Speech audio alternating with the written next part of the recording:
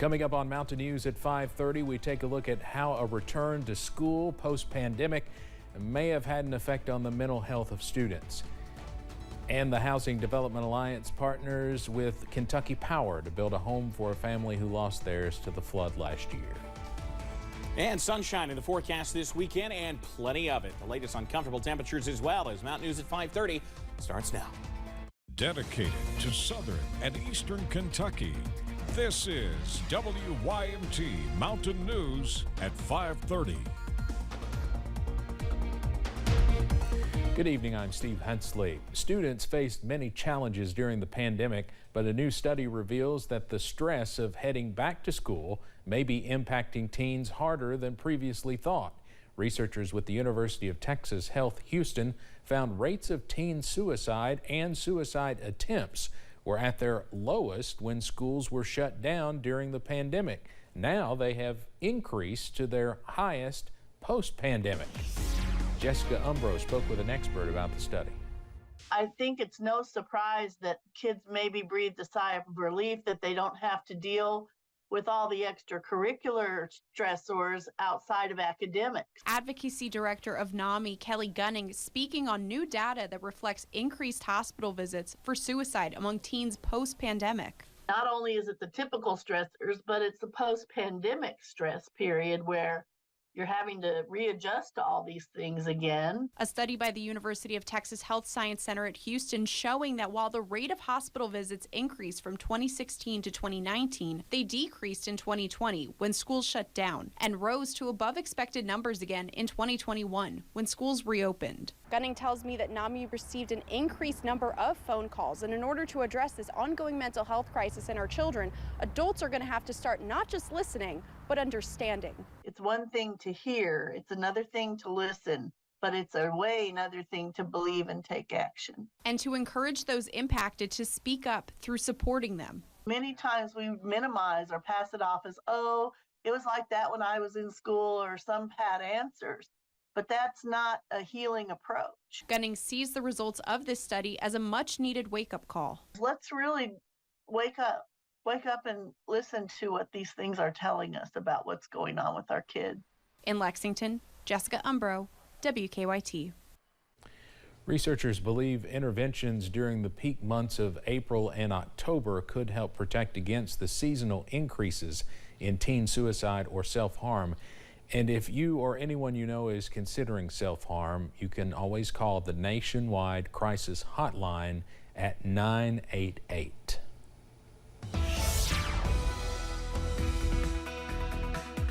Sunshine has been a prominent feature of the forecast as we've gone through today, and that'll continue as we head through tonight, tomorrow, into the weekend as well. Plenty of sunshine out there. Low 80s, the current temperature here in Hazard. Plenty of green out there. The summer foliage into the low to middle 80s in many parts of the region. You get over to the Big Sandy. They've had a couple more clouds. 77 Logan, 78 Pikeville, and in Clintwood. So we'll continue to see the warmer air in parts of the region. Look at Harlan, 88, 85 in Middlesboro, 86 in Jacksboro. So some of us still getting warm out there. The good news, those dew points, look up in central Kentucky. Louisville's dew point at 62, Lexington 61, Irvin's at 60. So that drier air continues to slowly work in. That's going to make it feel even better through the next little while. The next 12 hours dropping down into the 60s as we head into the morning hours. But we're going to watch out for not only some valley fog, but some clouds working in. Steve, I'll have the latest on when perhaps a couple of downpours go up in our weekend forecast in a few minutes.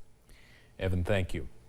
Legendary singer Tony Bennett has died. His death comes years after an Alzheimer's disease diagnosis.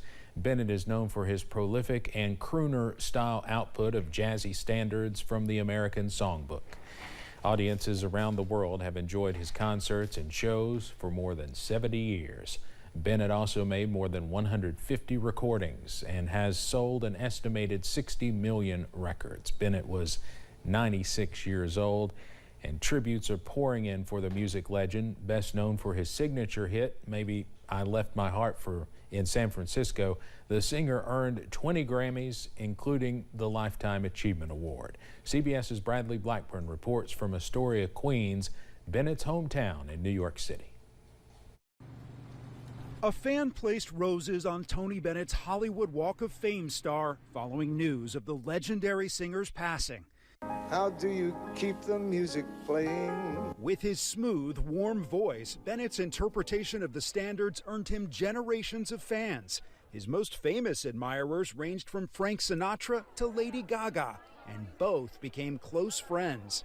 He had the most amazing career that is unprecedented. We'll probably never see anything like that again. Among the tributes pouring in, Sir Elton John called Bennett the classiest singer, man, and performer you will ever see.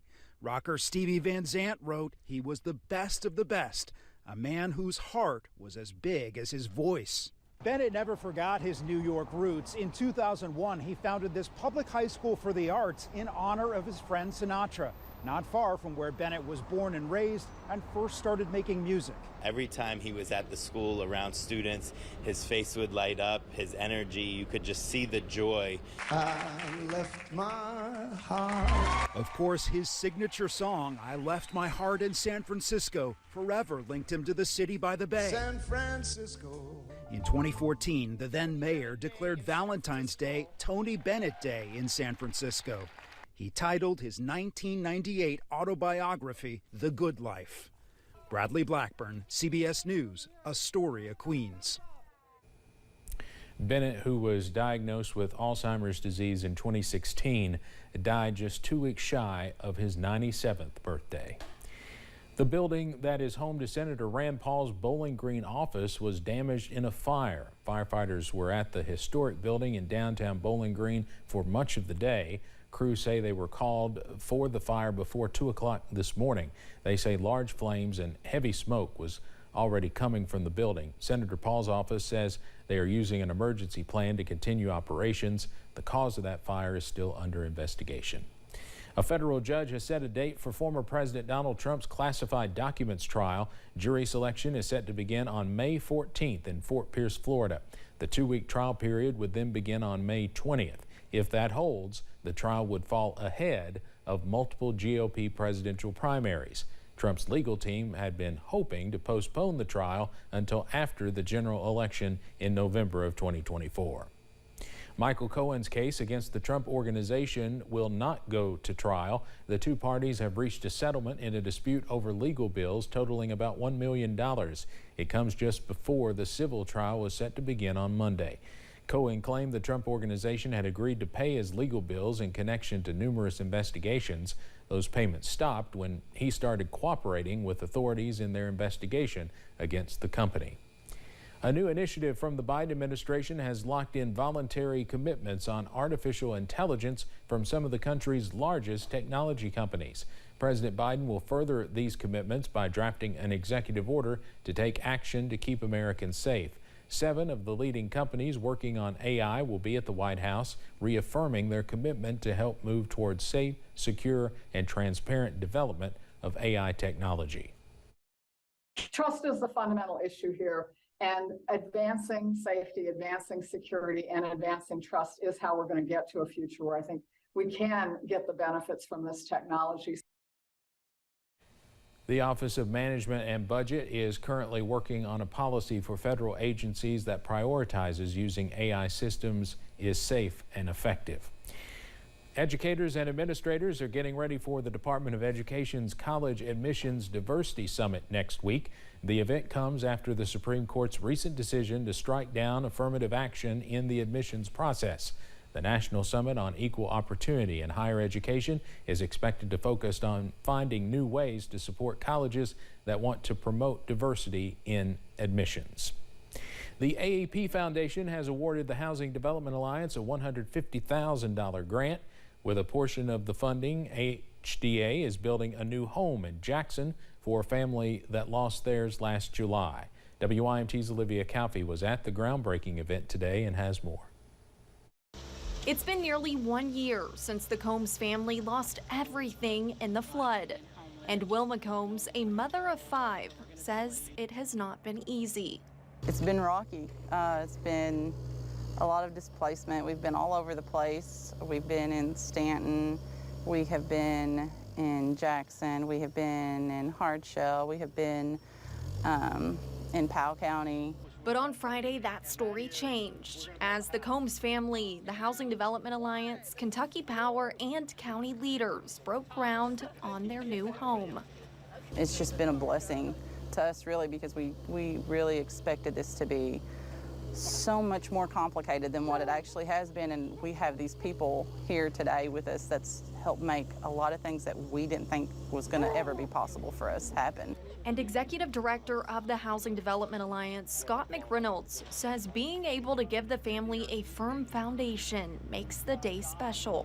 Ms. Combs shared that they'd moved 7 times in a year, and I know my kids don't like change, and I was just, when she said that, I was trying to think what it would be like to just move 2 or 3 times. So I'm just so happy that in a few months they'll have a home and they won't have to move again. Cindy Wiseman, the president and COO for Kentucky Power, says being there Friday and meeting the family solidified that the AEP Foundation's donation was truly making an impact.